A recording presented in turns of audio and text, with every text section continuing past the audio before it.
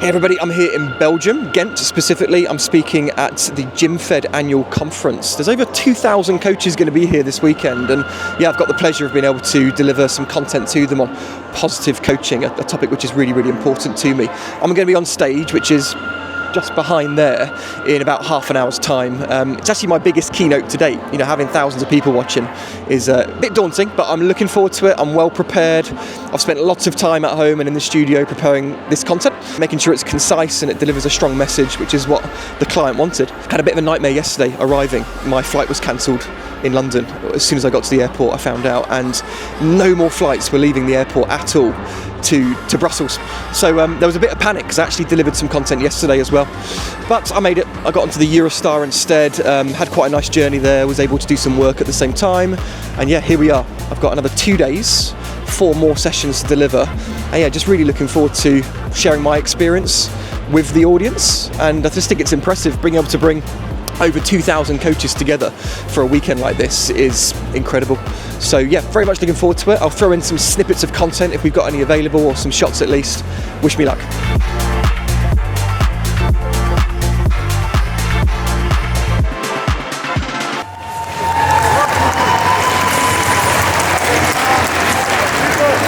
Hello everybody, how are we doing? Good energy? Excellent. Well, thank you everybody for being here. It's a real honour and a privilege to have the opportunity to share my thoughts with such a big audience today. And first of all, I think it's amazing that there are just so many people here attending a personal development conference for gymnastics. That in itself is really quite special. And so over the next 20 minutes, what I'm going to be sharing with you is my thoughts around what I believe is a very important topic, and that's positive coaching. A topic, as I've mentioned, is important to all of us. And to be clear on this, positive coaching is not the absence of negative coaching. Positive coaching is not only the absence of negative coaching. So finally, I'm just going to remind you of the question that I started with today. How does it feel to be coached by you? Please make sure that you spend some time thinking about that. And I wish you luck on your coaching journey. Thank you so much. So I've wrapped up my first session of the day. Went really well, I think. I have recorded it. It gives me the opportunity to watch it back later and make any changes that I need for tomorrow, because I'm actually delivering the same presentation tomorrow to a new audience, but just as big, which is just so impressive how many coaches they've got here engaging with this personal development opportunity. I'm actually delivering over 3 days. Today was one of the big ones, and tomorrow as well. But only one session is going to be in the gym, practical based, and that's the next one that I've got today.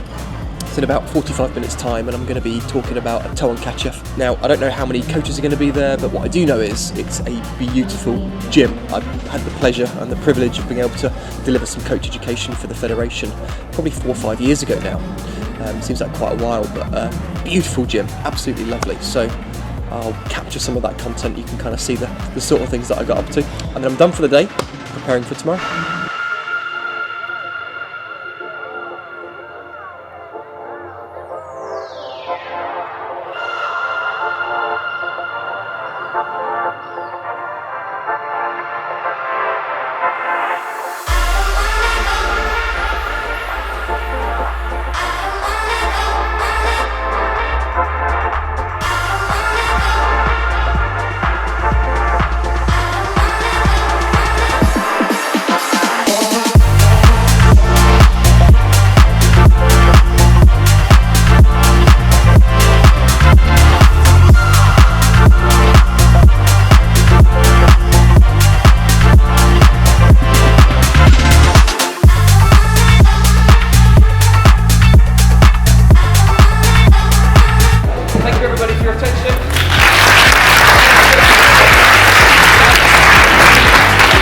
Alright, so I'm back, ready for day 2, back in the, I guess you could call it the arena.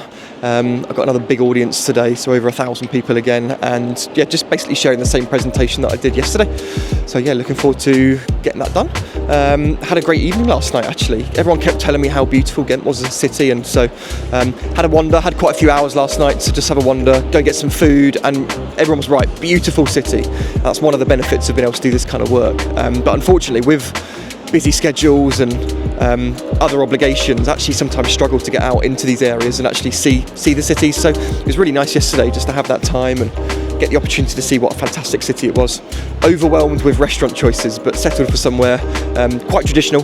Had what I believe is quite a traditional Flemish meal, and it was great. So yeah, looking forward to my final 2 sessions of today, and then I'll be hopefully, if unless my plane's cancelled again, back on the plane, heading home tonight late.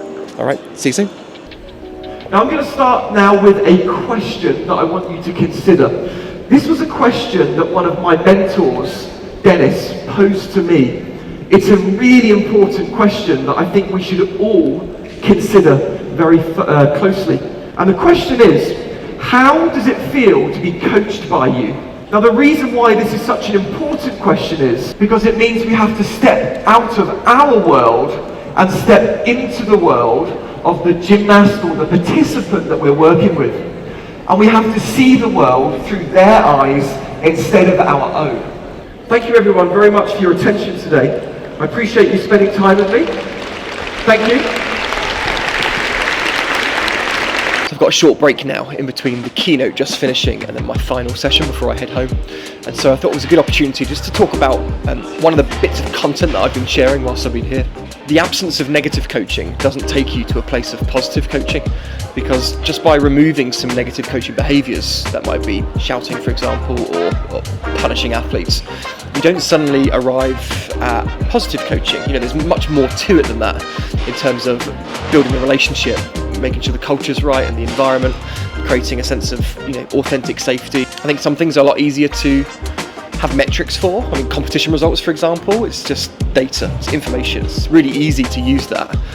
But when we think about culture, joy, positivity, that's actually quite difficult to measure. And so the best way of doing that is really by having proximity and great relationships where you can actually have authentic discussions with people. When I say authentic, I mean truthful ones. And you can actually understand and listen to people and understand other people's perspectives. That's the role that empathy plays, doesn't it? Stepping into the world of others and understanding how they feel. But it's got to come from authenticity, because if it doesn't, it's worthless.